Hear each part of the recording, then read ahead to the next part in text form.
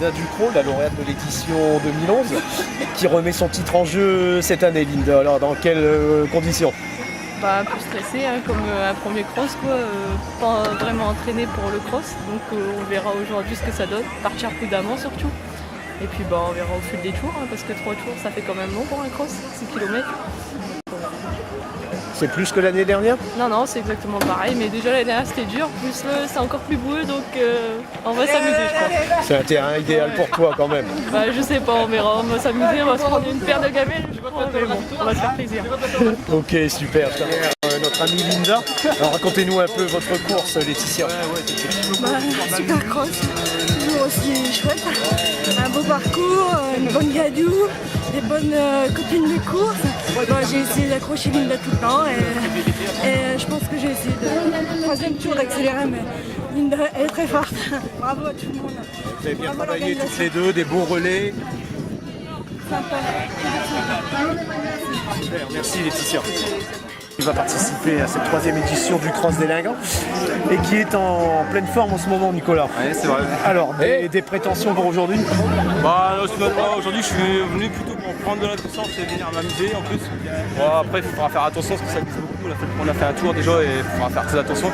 Et moi, mon objectif, c'est les crosses cette année. Vraiment, c'est ce qui va m'aider à encore aller chercher encore plus pour l'année prochaine. Donc là, je suis venu vraiment pour travailler la puissance, donc je vais vraiment donner ce que j'ai quand même pour vraiment. J'ai besoin de la puissance, donc on verra bien aujourd'hui comment ça va se passer. C'est votre première participation, Nicolas? Non, c'est la deuxième. J'avais gagné la première année. La première année, je crois que c'était la première année qu'ils avaient fait le premier cross, je crois. Ça, on est à la 3e. J'avais gagné la première, la dernière j'étais blessé, donc j'ai pas pu le faire. D'accord. Et bah, cette année, je reviens pour essayer de regagner si c'est possible, mais bon. On sait jamais, on sait jamais. Ouais, il y a les copains qui sont là aussi pour s'en défier. Merci beaucoup, Nicolas. Chérie, on peut vous déranger. Je vais vous demander un peu par rapport à la cause pour laquelle vous êtes là aujourd'hui. On n'en a pas encore parlé par rapport à... Voilà, donc de nouveau avec Thierry Dourier, qui n'est pas là seulement pour le côté sportif ce matin, mais aussi pour le côté humain, côté bonne cause. Alors, parlez-nous un peu de votre présence par rapport à cette cause, Thierry. Lors d'un rendez-vous à la mairie de Boulogne, on m'a présenté une maman qui était en plein désespoir. Elle était en recherche d'aide pour sa petite fille. On m'a présenté cette maman pour me signaler qu'elle était en recherche d'aide et n'ayant pas le temps de discuter avec, parce qu'en fait j'étais sur mon lieu de travail, je lui ai proposé un rendez-vous et j'ai pu me rendre chez elle, où j'ai pu découvrir le souci que la maman avait. Et donc c'est sa petite fille en fait, Inès, qui a 8 ans et qui est autiste et qui a une maladie chromosomique au niveau du cerveau.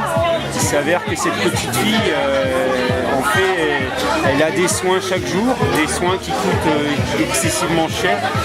Il y en a à peu près pour 400 € tous les mois.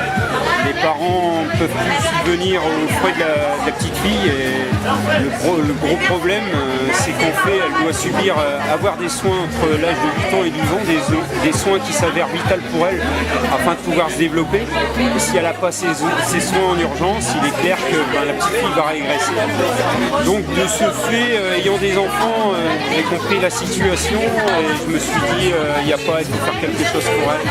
Et donc du fait que je dois traverser la Pologne au mois de juillet 2013, j'ai pris la décision de faire une action parallèle et donc faire avec mes propres moyens. Il faut savoir qu'en fait, moi la course à pied, je suis qu'un amateur, malgré qu'on me signale souvent que je suis en équipe de France, je suis avant tout un amateur, mais avec mes moyens, j'ai mis en place une petite action. Donc cette petite action, c'est une vente de t-shirts pour essayer d'amener en octobre 2013 la somme qu'il y aura afin de pouvoir participer à l'aide et aux soins d'Inès. D'accord.